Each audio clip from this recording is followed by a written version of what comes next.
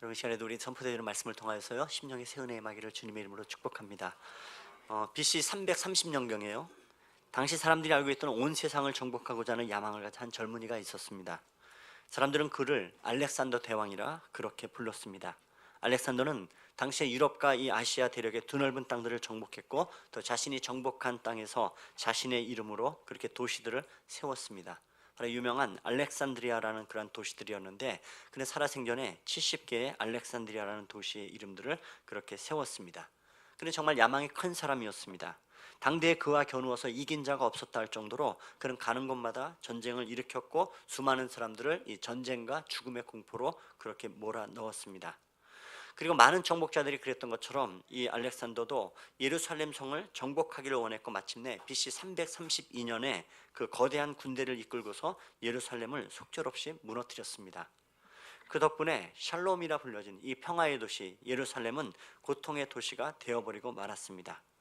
그는 자신의 삶을 돌아보면서 가장 자신의 삶에 기뻤던 때는 바로 자기의 손으로 예루살렘을 정복할 때였다라고 그렇게 고백을 했습니다. 이 알렉산더는 정말 자신의 힘으로 모든 것을 다 할 수 있었다고, 그리고 자신은 영원토록 그 힘이 영원하리라고 그렇게 믿었습니다. 그런데 역사의 주관자 되시는 하나님은요, 그런 그를 그의 뜻대로 두지 않으셨습니다.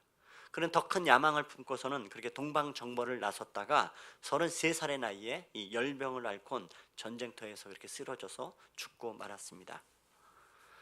그 이후에 300년의 세월이 흐르고 난 이후에 한 젊은이가 등장을 했습니다. 그 젊은이도 똑같이 예루살렘을 다시 올랐습니다. 그의 이름은 바로 갈릴리 나사렛 예수입니다. 여러분, 오늘 본문이 바로 그 얘기를 우리에게 들려주고 있는데요, 예수님이 지금 이 갈릴리 지방에서 마침내 하나님의 뜻을, 당신의 뜻을, 생명을 위한 구원의 길을 열기 위하여 예루살렘을 향해서 걸어가고 계십니다.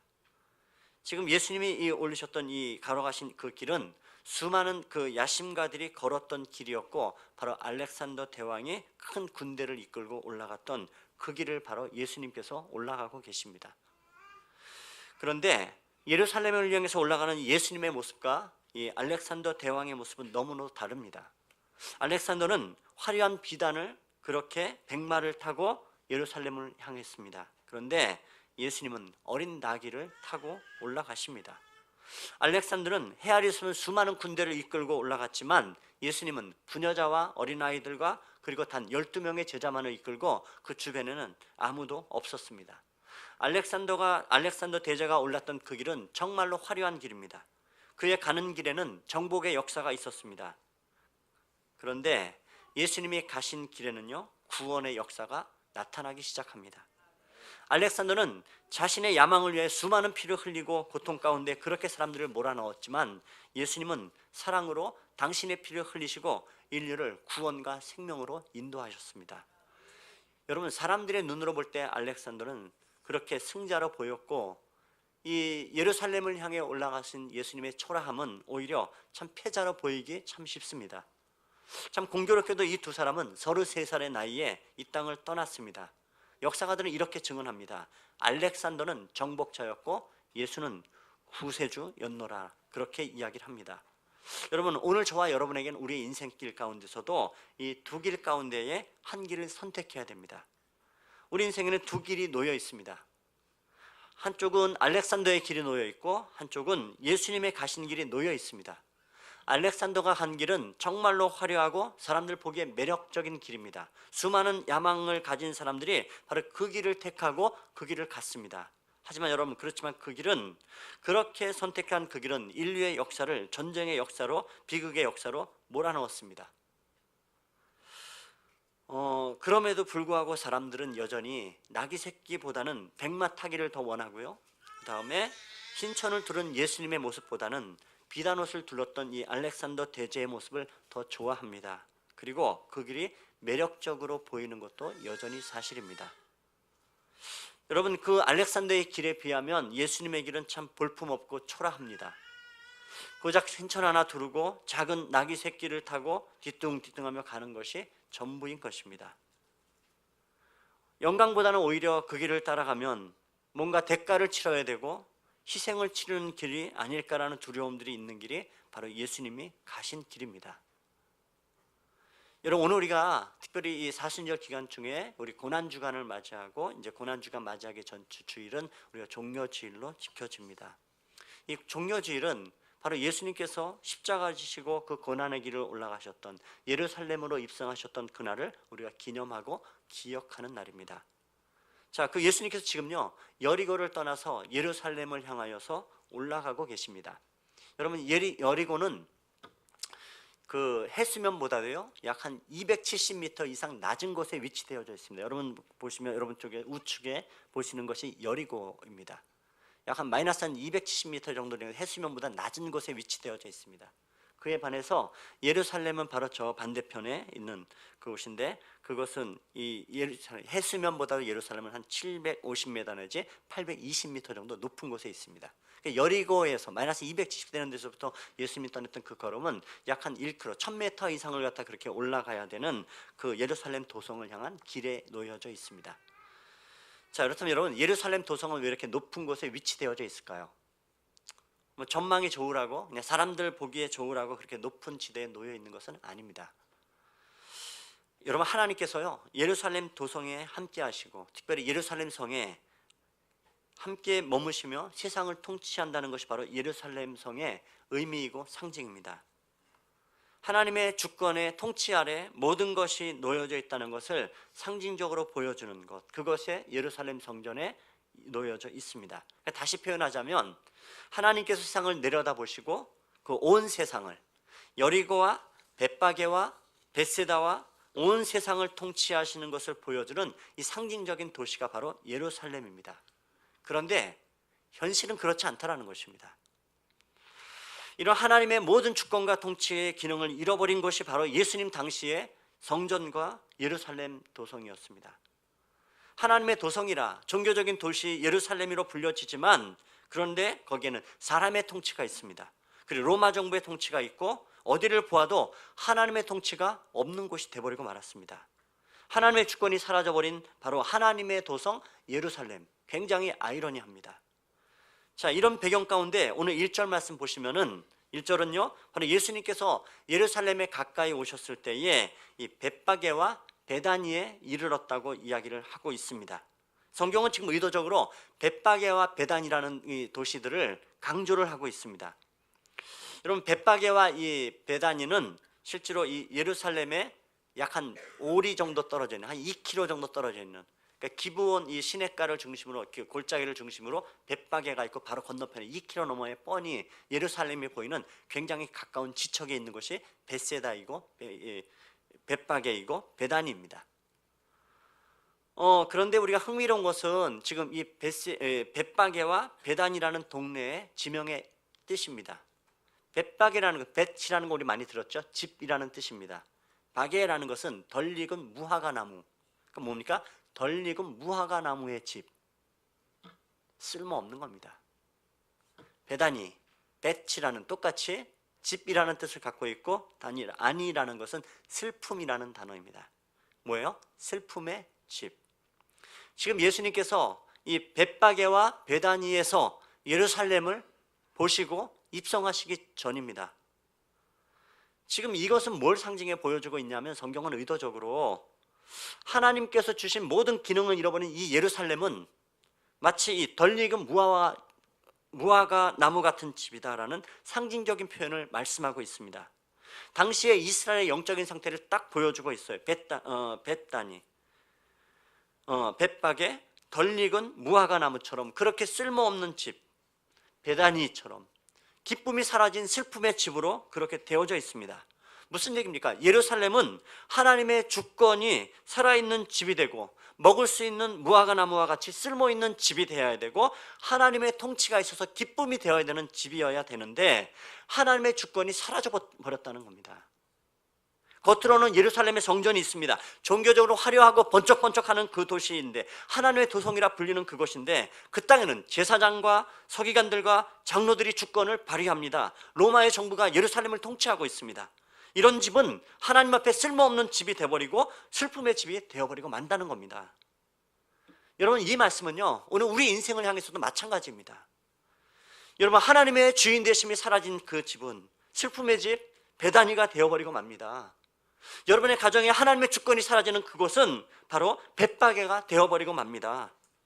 여러분이 우리가 인생을 살아가면서 재물도 없고 건강도 없을 수 있습니다. 그러나 여전히 하나님은 나를 다스리고 통치하십니다라는 이 고백, 하나님은 나의 주인이 되십니다, 이 고백이 있는 그 영혼과 그 집은 쓸모있는 집이 되어지고 기쁨의 집이 되어집니다. 그런데 반대로 여러분, 하나님의 주권이 사라진 그 집은요, 벳박이라, 쓸모없는 집이라, 배단이라, 슬픔의 집이라. 여러분, 이곳에, 하나님의 교회인 이곳에 하나님의 주권과 하나님의 통치가 없다면 이곳은 벳바게가 되고 배단위가 되어버릴 수밖에 없는 것입니다. 여러분, 정말 이거 성경이 우리에게 진지하게 우리에게 경고하고 있는 말씀들을 기억하셔야 됩니다. 자, 그 벳바게, 배단위에 예수님이 도착을 하셨습니다. 그리고 2명의 제자들을 보내시고 이렇게 말씀합니다. 맞은편 마을에 들어가라. 그리고 그곳에 가면 아직 한 번도 그렇게 사람이 타지 않은 어린 나귀 새끼가 묶여져 있을 것이라 그것을 풀어서 끌고 오라. 여러분, 우리 예수님께서 지금요, 이 나귀 새끼를 타고 예루살렘에 입성하실 생각이십니다. 그런데 이 생각은 예수님의 돌발적인 생각이 결코 아닙니다. 이미 예수님이 사역하기 전에 520년 전이었던 스가랴 선지자가 그 당시에 하나님의 말씀을 예언했던 것이 스가랴 9장 9절의 말씀인데요, 우리가 같이 읽겠습니다. 시온에 따라 크게 기뻐할지어다. 예루살렘에 따라 보라, 내 왕이 내게 임하시나니 그는 공의로우시며 구원을 베푸시며 겸손하여서 나귀를 타시나니 나귀의 작은 것 곧 나귀 새끼니라. 여러분, 예수님께서 이 하나님 나라의 왕으로 등극하실 때 어린 나귀를 타고 입성하시는 것은 예수님 당대 이전에 520년 전에 이미 스가랴 선지자를 통해서 예언하신 것입니다. 이것은 바로 예수님께서 구약에 예언하신 대로 너희가 그렇게 기다리고 갈망하던 하나님의 약속된 메시아라는 것을 보여주고 계십니다. 이 하나님의 주권이 굉장히 세밀하게 정확하게 미치고 있는 것을 볼 수가 있습니다. 또 하나 여러분, 우리가 기억할 수 있는 사건은 무엇이냐면, 우리가 잘 아는 야곱이, 창세기 야곱이 죽기 전에 12명의 아들들에게 축복 기도하며 예언을 합니다. 근데 그 중에 참 특이한 것은 뭐냐 하면, 그 아들들을 향한 기도, 축복의 기도와 예언 가운데 그 예수님의 혈통의 조상이었던 이 유다 지파를 축복하시면서 이 야곱이 이런 유언을 합니다. 창세기 49장 10절에 보시면 그의 나귀를 포도나무에 매며 그 암나귀 새끼가 아름다운 포도나무에 맬 것이며. 자, 예수님이 오시기 전에 수천 년 전에 이미 일어난 사건을 예언하고 축복하는 구절 가운데 암나귀 새끼가 포도나무에 매일 것이라. 여러분, 이 암나귀 새끼와 포도나무는 누구를 보여주고 있는가? 성경에 내내 얘기하는 거예요. 포도나무는 항상 이스라엘 백성에게 오시를 메시아를, 그리고 이 암나귀 새끼는 이스라엘 백성을 상징하고 있습니다. 여러분 보십시오. 이미 수천 년 전에 하나님께서 예언을 통해서, 약속을 통해서 어린 나귀 새끼가 메시아이신 예수님의 포도나무에 매일 것이라, 이 예수님이 나귀 새끼를 탈 것을 상징적으로 보여주고 있습니다. 여러분, 짐승 하나에 이미 520년 전에 예언하고 성취하고 유다를 통해서 수천 년 전에 하나님의 약속의 말씀을 주셨고, 그 말씀하신 대로 그 포도나무에 암나귀 새끼가 매일 것이라는 그 약속을 하나님의 주권 안에 성취되어져 가는 것을 볼 수가 있습니다. 여러분, 우리가 이것 속에서 기억해야 될 것이 바로 이겁니다. 여러분, 예수님은요, 단 한 번도 하나님의 주권에서 벗어나신 적이 없으세요. 주님은 항상 하나님의 뜻을 따라 움직여 오셨습니다. 예언이 있었고 그 예언의 성취를 위해서 이루는 메시아였던 예수 그리스도는 하나님의 주권을 바라보는 분이셨습니다. 여러분, 하나님의 주권을 보고 기억하십시오. 하나님의 예언은 반드시 성취되어집니다. 하나님의 예언은 세밀하게 우리의 영혼 가운데 다가오시는 약속의 주권은 정확하게 우리의 인생 가운데 성취되어 가는 줄로 믿습니다. 어린 나귀를 준비하시고 정확하게 만나게 하시고 메시아가 그것을 타게 만드시는 하나님의 역사의 인도하심 안에 놓여져 있는 것을 봅니다. 여러분, 그렇다면 성도인, 그리스도인은 나는 누구고 우리는 누굽니까? 여러분, 성도는 내 마음대로 사는 인생이 아닙니다. 성도는 하나님의 뜻대로 사는 인생임을 반드시 기억하셔야 됩니다. 여러분, 우리 주님께서 이 겟세마네 동산에서 기도하시면서 아버지여 내 뜻대로 마옵시고 아버지의 뜻대로, 하나님의 아버지의 뜻대로 하옵소서라는 이 고백은 동일하게 우리가 바로 하나님의 주권을 인정하는 하나님의 백성들의 고백이 되어야 됩니다. 교회 안에 이 연세 드신 우리 권사님들이 종종 이런 말씀들을 하세요. 다 하나님의 뜻이지요, 다 하나님의 섭리지요. 그냥 우연히 된 것 없지요. 이렇게들 말씀들 하세요. 그런데 여러분, 권사님들이 그 말씀을 하실 때 가만 그 얘기 들으면 결코 그 소리는요, 체념, 절망과 포기와 그냥 푸념의 소리가 아닙니다. 그 안에는 정말로 하나님의 주권을 인정하는 강력한 신앙의 고백이 담겨져 있습니다. 다 하나님의 뜻이죠. 결코 우연이 아니고 모든 것은 하나님의 섭리 안에 있지요 라고 얘기하는 그것은 좋은 일이든 나쁜 일이든 간에 나에게 유익이 되든지 그 순간에 손해가 되든지 말이죠. 이 하나님의 주권과 섭리에 대한 이런 신앙 고백이 여러분 우리 안에 있는 고백되어지길 주님의 이름으로 축원합니다. 그러니까 이 고백으로 살아가야 됩니다. 그 예수님께서 오늘 말씀하십니다. 누가 너희에게 왜 이렇게 하느냐고 묻거든 주가 쓰시겠다 하라. 그리하면 즉시 이리로 보내리라. 너 이거 왜 가져가니? 왜 이렇게 하느냐라고 묻거든 뭐라고요? 주가 쓰시겠다 하라. 여러분 이 말씀의 원뜻은 이겁니다. 주가 쓰시겠다 하라는 이 말뜻은 주님이 실제 주인이 쓰시겠다 합니다. 이렇게 얘기하거라. 실제 주인이 쓰시겠다 하라. 여러분 예수님의 이 말씀을 하고 계십니까? 여러분 어린 낙이는 이것은 실제로 주인이 따로 있습니다. 어느 집안에 소유에 매여 있는 그런 낙이 새끼입니다.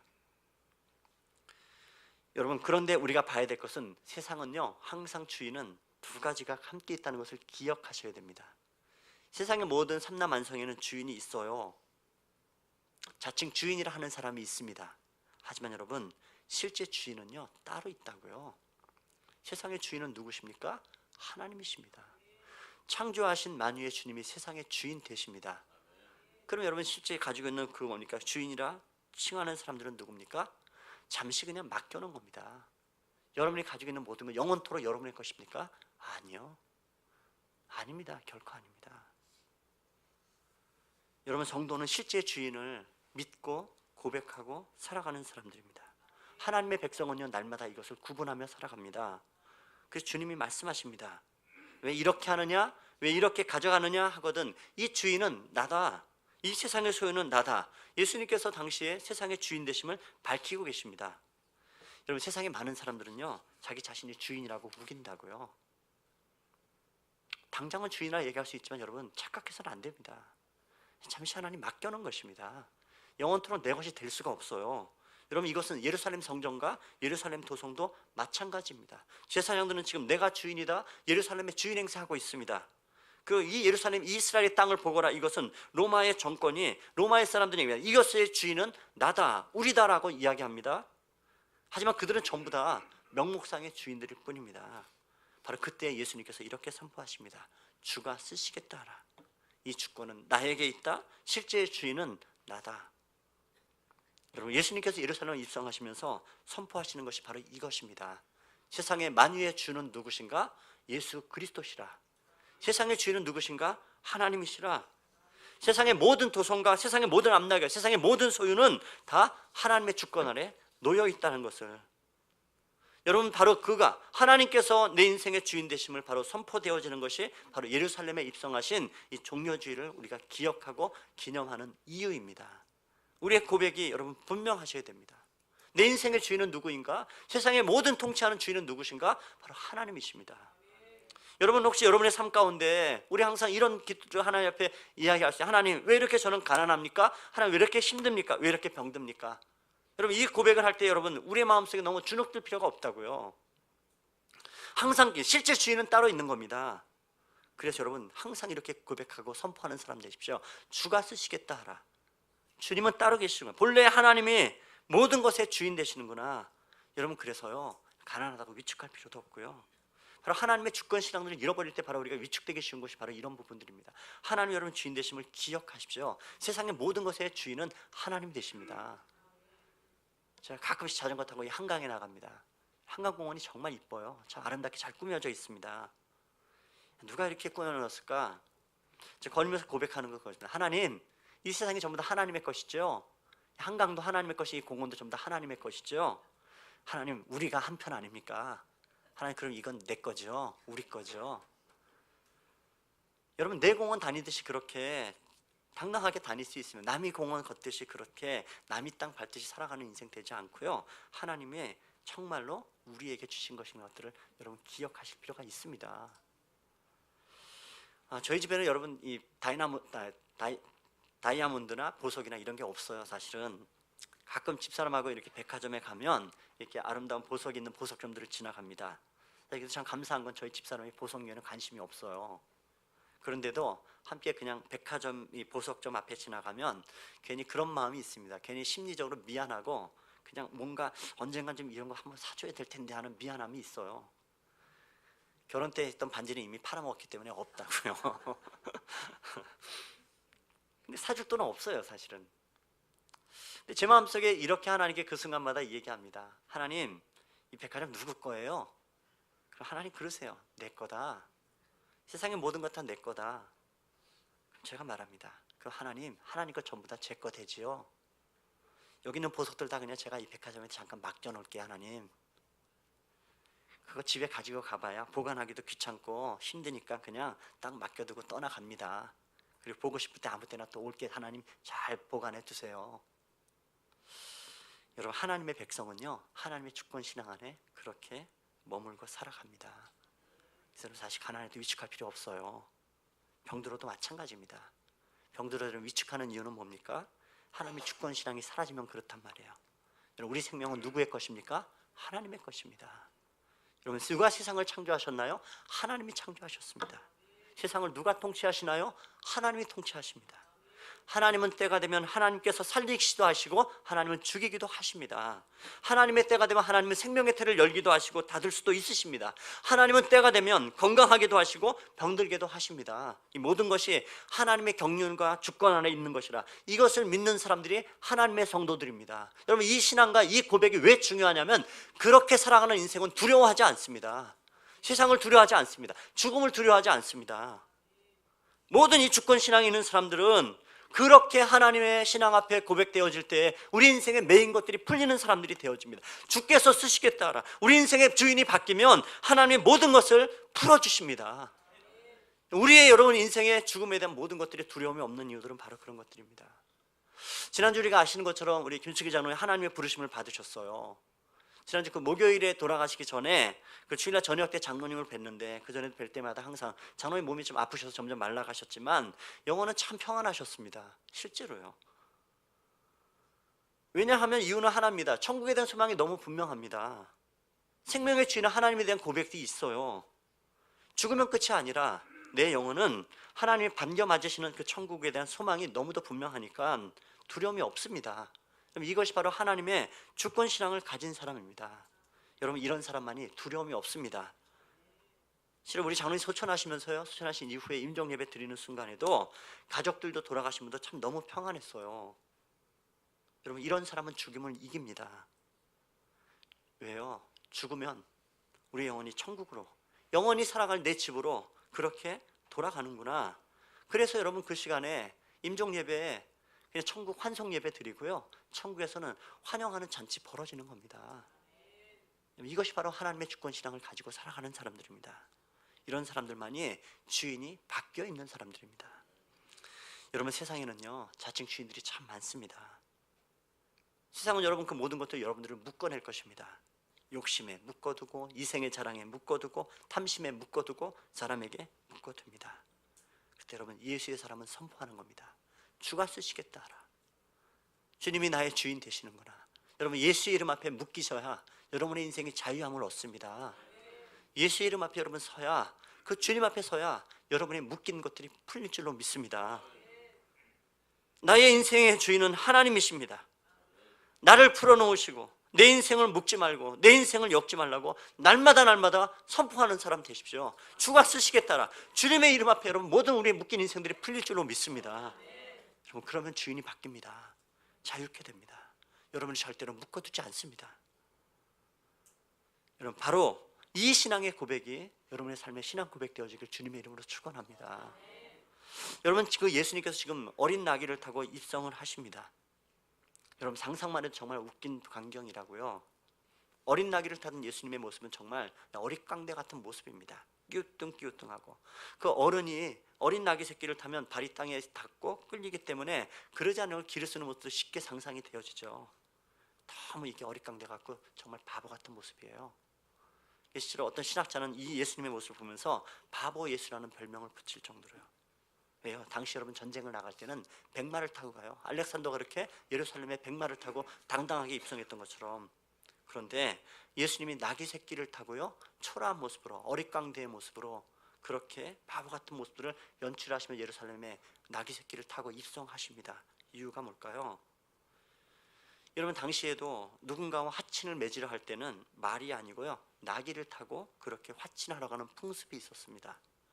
하나님과 우리 사이를 화친케 하기 위해서 예수님이 나귀 새끼를 타신 겁니다. 여러분, 예수님의 이 모습은 참 바보 같아요. 연약한 자의 모습처럼 비춰져요. 아무 힘없는 실패자의 모습처럼 비춰집니다. 예수님이 죽으시며 그렇게 순종하시며 골고다의 언덕을 오르신 예수님의 모습, 참 무기력한 모습으로 올라가십니다. 그렇지만 여러분, 결코 그 결과는 패배의 길이 아닙니다. 예수님은 사망으로 실패하며 패배한 분이 아니시고요, 그 사망의 권세를 넘어서 사망을 이기시는 부활의 승리의 주님이 되십니다. 여러분, 세상은 이해 못합니다. 죽으면 끝인데, 어리석고 초라한 자의 모습은 세상은 우습게 여기는데, 여러분, 근데 하나님의 백성은요, 우리는 하나님의 살아계심을 믿고 살아가는 사람들입니다. 그 하나님이 내 인생의 주인 되심을 믿고 살아가는 사람들입니다. 그 하나님은 내 형편을 모두 아시는 주님, 그 주님은 내 인생의 주인 되심을 믿고 살아갑니다. 그런 우리의 삶은 여러분, 세상의 방식대로 살아가면 안 됩니다. 백마를 타고 칼과 창을 휘두르며 세상을 제압하는 모습으로 여러분 살아가는 것은 성도의 모습이 아닙니다. 예수께서 그렇게 살지 않으셨습니다. 바보처럼 때리면 맞고 침뱉으면 더러워지고 죽이면 죽임을 당하고, 바로 이것이 바보같이 살았던 예수님의 삶의 방식입니다. 그리고 우리에게 말씀하십니다. 이 길을 가는 사람들이 되어야 된다고 말이죠. 여러분, 예수님, 하나님의 주권을 믿지 못하는 사람들은 절대로 어린 나귀를 타고 바보 같은 모습으로 주님의 길을 가지 않습니다. 누가 여러분 이 길을 끝까지 갈 수 있습니까? 정말 하나님의 주권을 인정하는 사람만이, 그것을 믿는 사람만이 바로 이 길을 갈 수 있는 줄로 믿습니다. 여러분, 예수님이 예루살렘에 입성하실 때에 사람들은 종려나무를 흔들기 시작합니다. 호산나 호산나 다윗의 자손이 우리를 구원하소서 이야기합니다. 호산나라는 여러분 이 신학적 원뜻은 뭐냐면, 주여 지금 우리를 죄에서 구원하십시오, 이 지독한 죄에서 우리를 구원하십시오라는 것이 온전한 고백입니다. 여러분, 예수를 믿는, 하나님의 주권을 믿는 사람들은 이 죄의 참혹함과 죄의 지독함을 아는 사람들입니다. 하나님의 아들이 죽어야만 해결될 수밖에 없는 그 죄의 지독함을 우리는 압니다. 그래서 하나님의 주권을 믿는 사람은, 하나님, 이 모든 지긋지긋한 이 죄의 사슬에서 내 영혼을 구하십시오. 예수의 보혈에는 이것이 없습니다. 이렇게 말하는 것이 호산나를 외쳐대는 올바른 본래의 의미의 외침입니다.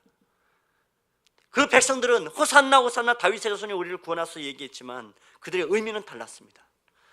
호산나 호산나 다윗의 자손이여, 그렇게 로마의 정권으로부터 우리를 구원하십시오. 이 지긋지긋한 가난에서 우리를 구원하시고 이 핍박과 압제에서 우리를 구하십시오 외쳐댑니다. 여러분, 사실은 본래 이 6월절에는 종려나무 가지를 흔들지 않았습니다. 근데 왜 이 사람들이 예수님이 입성하실 때 6월절에 이 절기 가운데 있을 때에 이들이 왜 종려나무 가지를 흔들었는가? 본래 이 종려나무 가지를 흔들 때는 이 장막절에만 흔듭니다.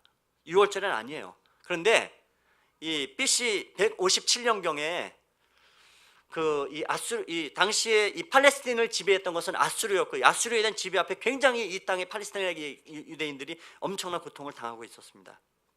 바로 그때에 여러분이 들어봤을 이 마키아 혁명, 이 마카비 혁명이 그때 일어났어요. 마카비 혁명이.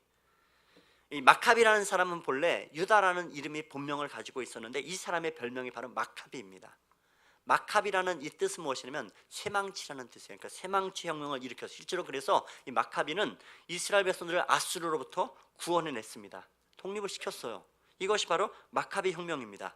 그 마카비 혁명을 기념해서 종려나무 가지를 6월절에 흔들기 시작합니다. 자, 그 6월절에 예수님이 들어가세요. 사람들이 종려나무 가지를 흔들고 호산나 호산나 다윗의 자손이여 외칩니다. 이것은 무슨 고백입니까? 당신은 쇠망치 같은 사람입니다. 당신은 그 쇠망치를 가지고 로마의 압제로부터 우리를 구원하십시오. 자신들의 필요에 따라, 자신들의 욕망을 따라, 자신들이 그렇게 기대하는 방식을 따라서 종려나무들을 흔들며 호산나 호산나 외치기 시작했던 겁니다. 그럼 이건 주님을 오해한 겁니다. 주님의 주권을 인정한 것이 아닙니다. 예수님은 단순히 로마의 정부로부터, 압제로부터 구원하기 오신 정치적 메시아가 아니셨습니다. 예수님은 단순히 세상을 부요하기 위해 내 필요를 채우기 위해서만 오신 분이 아니십니다. 여러분, 예수님은 이 땅의 죄의 문제를 구원하기 위해서 오신 분이십니다. 여러분, 우리는 그 하나님의 주권을 인정하는 사람들입니다. 여러분, 정말 하나님의 주권을 인정하시나요? 그렇다면 하나님의 세밀하고 정확하게 준비하시는 하나님을 믿으셔야 됩니다. 하나님의 주권을 인정하지 않는 사람은 대박의 사람입니다. 덜 익은 무화과 같이 쓸데없는 인생 돼버리고 맙니다. 하나님의 주권을 인정하지 않는 사람은 슬픔의 집 베다니가 되고 말 것입니다. 그렇지만 여러분, 날마다 하나님의 주권을 인정하는 사람, 하나님이 통치하십니다. 하나님이 진정한 나의 왕이 되십니다. 하나님이 나의 주인이 되십니다. 날마다 이것을, 이 믿음을 선포하고 고백하는 심령에게는 하나님의 기쁨이 임할 줄로 믿습니다.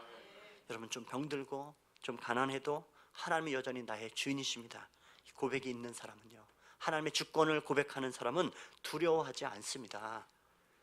하나님의 주권을 믿는 사람은 세밀하게 준비하시는 하나님, 나귀 새끼를 준비하시는 하나님의 세밀한 손길, 하나님의 주권을 인정하는 사람은 동일하게 고백합니다. 하나님, 나는 정말 죄인입니다. 이 죄로부터 나를 구원하십시오. 오로지 예수 그리스도의 보혈만이 이 지긋지긋한 죄의 모든 사슬을 끊고 나를 자유케 하십니다.